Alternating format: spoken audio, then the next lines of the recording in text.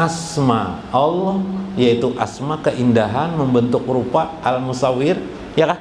Saat itu subhanallah, dan dia melihat hasil yang baik, dia melihat hasil daripada perbuatan Allah subhanahu. Maka saat itu dia langsung mendapatkan kasyaf. Berarti dia kasyaf kan? Kasyaf itu artinya terbuka tirai. Kenapa terbuka tirai? Karena johir-johir ini menutup kita, johir ini menutup kita, mengakibatkan kita lupa dengan Allah. Iyalah, coba pian kawin dengan wanita cantik, yang pian ingat sehari-hari siapa? Si wanita cantik itu. Sebut aja misalnya Juleha. Yang pian ingat siapa? Juleha siang malam. Sampai di HP ada ya lah fotonya. Wah ya lah, siang malam. Itu johir, itulah yang kita ingat. Agama mengajarkan kepada kita yang perlu kita ingat itu sebenarnya bukan yang johir itu, dibalik yang menjadikan adanya yang johir itulah yang disebut dengan orang yang sedang musyahadah, menyaksikan kebesaran keindahan Allah. Pada saat itu dia musyahadah, pada saat itulah dia al-mahwi, al-mahwu, yaitu tenggelam kepada Allah subhanahu wa ta'ala. Pada saat itulah, jangan tenggelam tertarusan.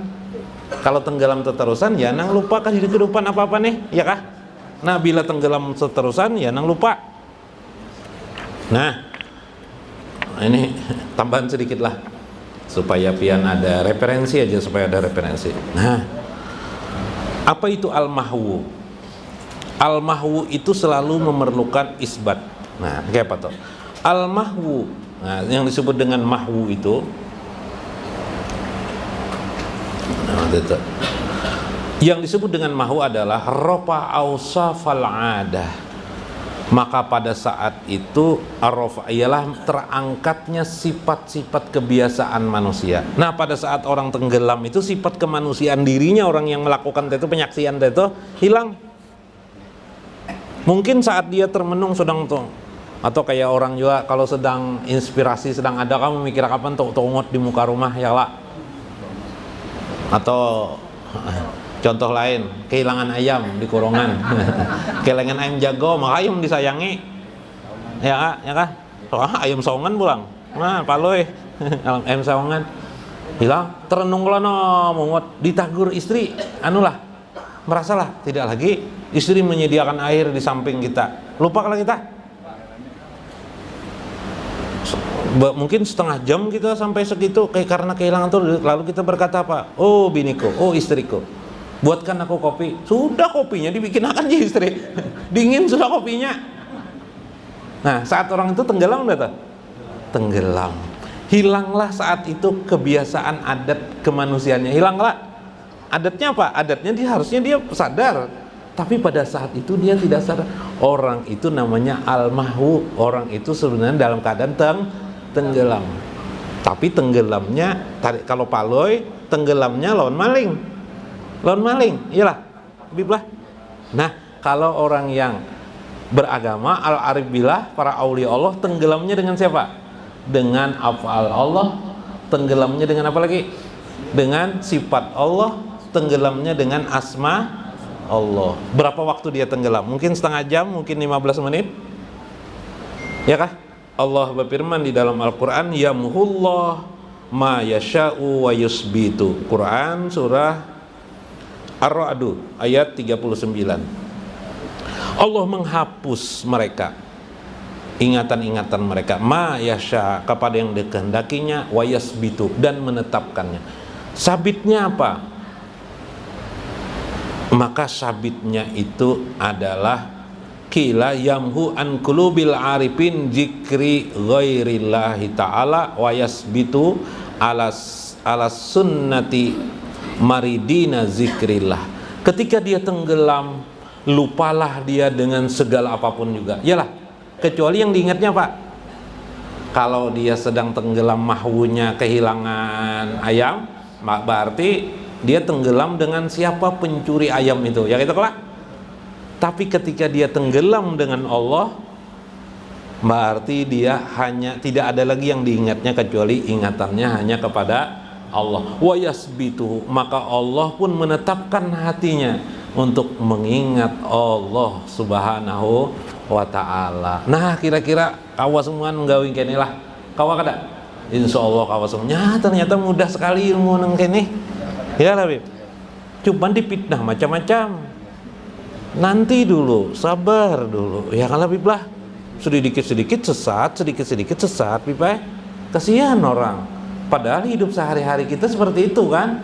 Nah, itulah namanya al-mahwu.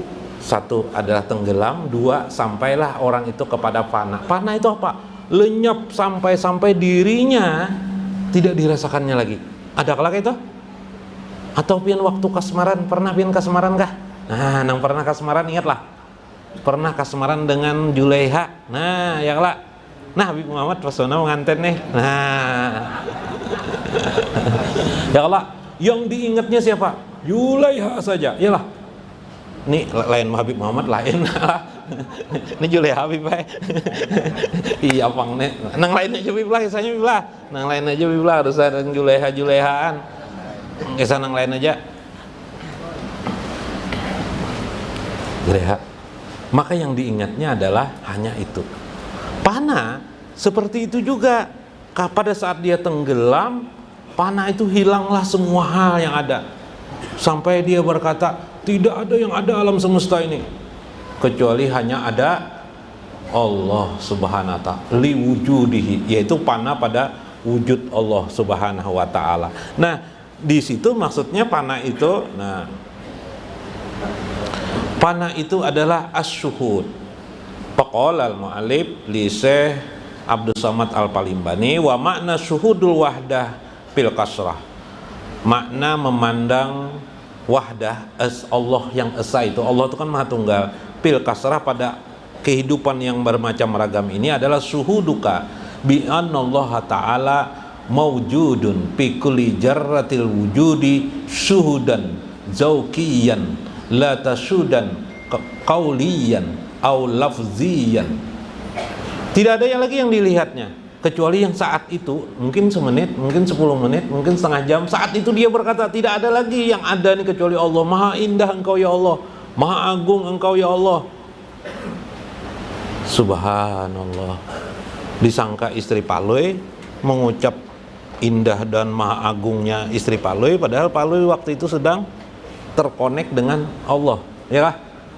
Menyaksikan kebesaran Allah. Pada saat itu juga disebut orang itu sedang panah keadaannya, ya kah? Panah.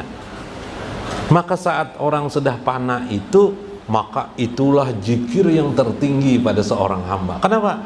Karena ini lebih dari sekedar ucapan, lebih dari sekedar di hati, lebih dari sekedar rasa di sirnya, tapi kesadaran yang menyeluruh tanpa diingatnya lagi apa-apa kecuali hanya Allah. Maka dia berkata, tidak ada yang ada, la maujuda illallah, kecuali Allah Subhanahu wa ta'ala. Paham ya kalau lah? Nah, sampai kita di panah, berarti panah itu persoalan yang kemungkinan kita masih bisa melakukan. Jadi ketika orang berbicara tentang tidak ada yang ada kecuali Allah, itu maksudnya di alam hakikat, bukan di alam syariat, bukan di alam johir. Ini lain. Dia berbicara suatu keadaan